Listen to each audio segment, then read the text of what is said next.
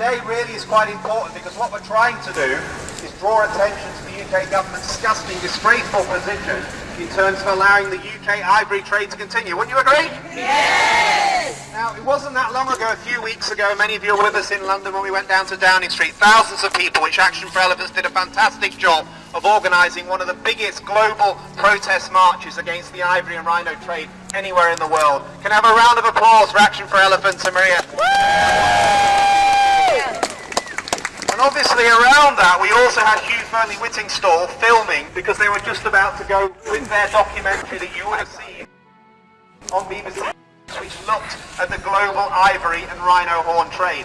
Now, for many of us at a campaign like I do in Born Free and other charities, we were not surprised by what Hugh unearthed, but I think we were very pleased to see this real critical issue of concern in terms of conservation come to a huge global audience. Now, many of you will have seen the shocking scenes that Hugh came across in Africa of animals that have been poached, of elephants that have been killed. You would have seen the scenes going to Hong Kong and seeing what the traders in ivory were doing and what they were getting away with. You would see him go to Vietnam and other countries and see what was happening with the rhino horn trade as well. But one of the most shocking scenes for me was when Hugh went along to the speech that was being made by the Duke of Cambridge at the Shard and actually did confront Andrea Leadsom, the Environment Secretary, and ask her why it was that the government was continuing to keep this loophole open for the UK ivory trade to continue for so-called antique ivory. And I think most of you would have seen the programme where she basically skulked off without any proper answer at all, which really is not acceptable. Wouldn't you agree? Yes! One thing we've been asking MPs over the last few weeks is to tell us what's been going on in there, because we were led to believe that there was going to be an outright ban on the UK ivory trade. We know the Duke of Cambridge, his own charity, Tusk, wants a ban on the UK ivory trade. We know that all the major NGOs, from I4, from Born Free, all the big charities involved in this whole opposition campaign have been calling for this for years. But for some reason, the government wouldn't go all the way when it came to banning this. Now, obviously there's been a lot of lobbying going on from the antiques trade, from the auction house trade, and we know from Hugh's film that actually this is becoming a big and growing trade here in London, particularly because of huge amounts of money coming in from the Chinese community that want to buy antiques and bring them back to China. So the problem that Hugh looked into was the level of fraud in the UK antique ivory trade. And all of us who saw that programme, and millions did, I think will be shocked. 6 out of 10 products that were looked at in that programme were fraudulent products. They were not produced before 1947, they were either reworked or they were from smuggled ivory. Do any of us think that's acceptable? No! It isn't.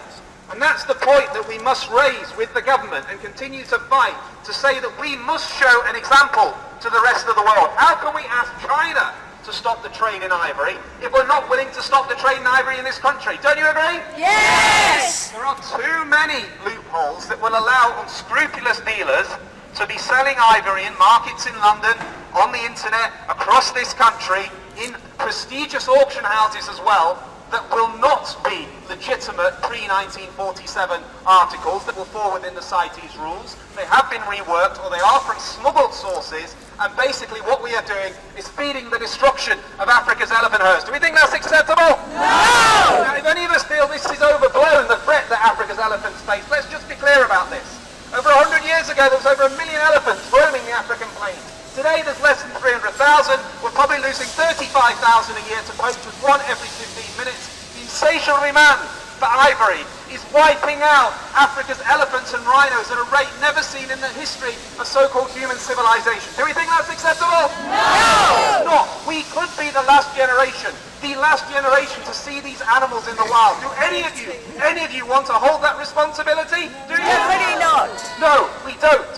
And as I said outside Downing Street a few weeks ago, if you had the experience like I have, and many of those in the conservation movement have, where you actually see a dead elephant that has been poached, the sight, the smell will never leave you. But most of the politicians don't. It's easy for them not to take the hard decisions. But what we must do, those that are concerned, and there are millions and millions of us that are concerned, we must keep fighting to bring this issue to attention. You must keep lobbying your MPs. You must keep lobbying your MEPs. You must sign that petition.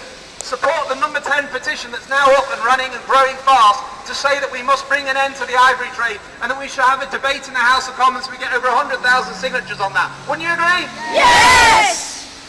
Everyone who cares about the future of Africa's elephants and rhinos knows that we cannot allow this trade to go on. And I really, really pay respect to Maria and Action for Elephants. They've been out, they've been filming, they got news attention to ensure that he focused on that critically important issue in his documentary. Tens of millions of people are now more aware of that than ever before. The position that Andrea Leadsom has, the position that this government has, is completely untenable. In their 2015 manifesto, they made it clear that they would ban all the trade in ivory, including antique ivory. Do we want to see them commit to that promise? Yes! And even the former Foreign Secretary, William Hay, who was involved in getting that commitment into the manifesto, is angry and has quite rightly joined forces with other conservationist politicians to call for the trade to end. Wouldn't we agree that he's right? Yes!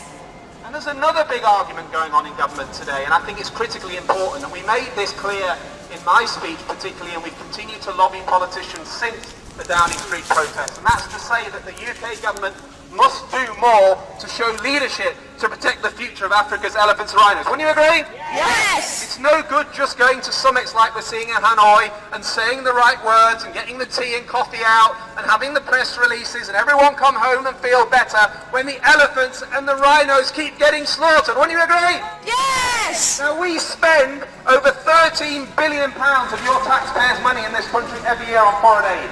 Much of that money is spent in Africa and India and other poor parts of this country, the world, and it does amazing work, helping people to survive in the most appalling conditions, not least what we're seeing in Syria at the moment with refugees that are on the borders in Turkey, Jordan and Lebanon. But that money could also be used, a small portion of that money, to help people in poor countries in Africa to protect their livelihoods, but also to protect the wildlife around them. Wouldn't you agree? Yes! And that's what we're saying to government. Take a few £100 million from that £13 billion annual budget, earmark it for projects in Africa and India and other parts of the world where we can protect elephants, where we can protect rhinos. We can work with the rangers to ensure they're equipped and they're trained properly. We can work with the police to ensure they can enforce the laws properly. We can work with the judiciary to ensure that people go to prison for trading in ivory and rhino horn. And we can work around the world using the Foreign Office and the British Council, for example, to try and educate a new generation of people in Vietnam, Laos, Thailand and China, to try and get them to think about the future and ensure that they do not make the mistakes of their parents, that they will not consume these products. Wouldn't you agree? Yes! That is how we make a change. And I'm pleased to see that the politicians are beginning to wake up to that. Stanley Johnson's talking to his son Boris. Priti Patel, as a new Overseas Development Secretary, is interested in the discussion. We even believe the Prime Minister has started to open her ears to the benefits of doing this. But what we must do, the NGOs, but also the people that support the organisations that campaign, you must keep asking the politicians to wake up to this and to say, this is our taxpayers' money.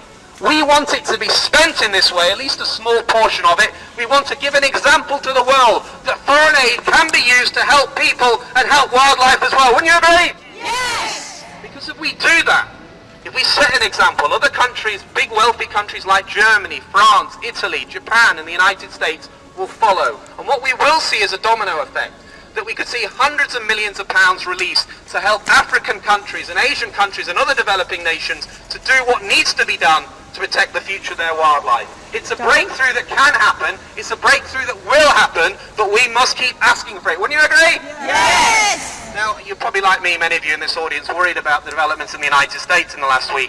It's a great shame, I think, for many reasons why Donald Trump is he's going to be the next president of the United States. But one thing that worries me significantly is that those two candidates had a very, very different view on this issue of ivory and elephants and rhinos.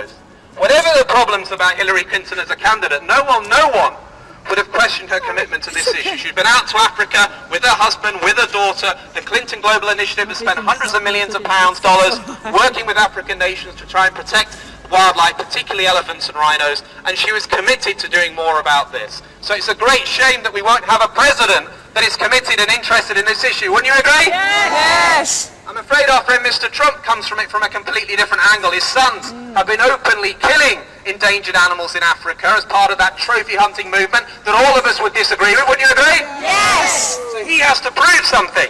I'll give him the benefit of the doubt, but But I think all of us must say that the American president must show leadership on this. We don't want to see the American president walk away from climate change commitments and walk away from commitments to protect endangered species in Africa and other parts of the world. Would you agree? Yes. And it's up to the British government not to be on their hands and knees wanting a meeting with him to offer everything, but to say we will set an example to ensure we do the right thing, and we will also ask America to do the right thing as well. Wouldn't you agree? Yes. That's exactly why the pressure that we build today here in this country is more important than ever before. And of course, we're in an uncertain future. We're in Brexit. We don't know where we're going to be outside the European Union. But we're still a proud nation.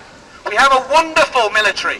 We have a wonderful overseas network of experts and NGOs and organisations that do fantastic work helping people in poor countries. Just look what we achieved when it came to wiping out Ebola. It was Britain that led the way on that. And if we can show that we can do the same for wildlife, using our taxpayers' money, using the expertise, using the care and compassion that makes this country unique, we can be a beacon to the world. We can show that Britain, in the post-European framework that is now entering, can show leadership in the world on a critical issue. It can influence the European Union, it can influence the United States, it can influence China, and we can play a major part in saving the future of Africa and Asia's elephants and rhinos. Wouldn't you agree? Yes. So that's why we're here today. That's why we're going to deliver this letter. That's why it's so important that the Secretary of State listens to what we have to say, that the Foreign Secretary listens to what we have to say, the Overseas Aid Secretary listens to what we say, and ultimately the Prime Minister takes note and thinks if we do this, it'll be good for the country, it'll be good politically, and it'll put Britain on the map for making a difference and making a stand and saving the future of these animals. Thank you very much. Yes.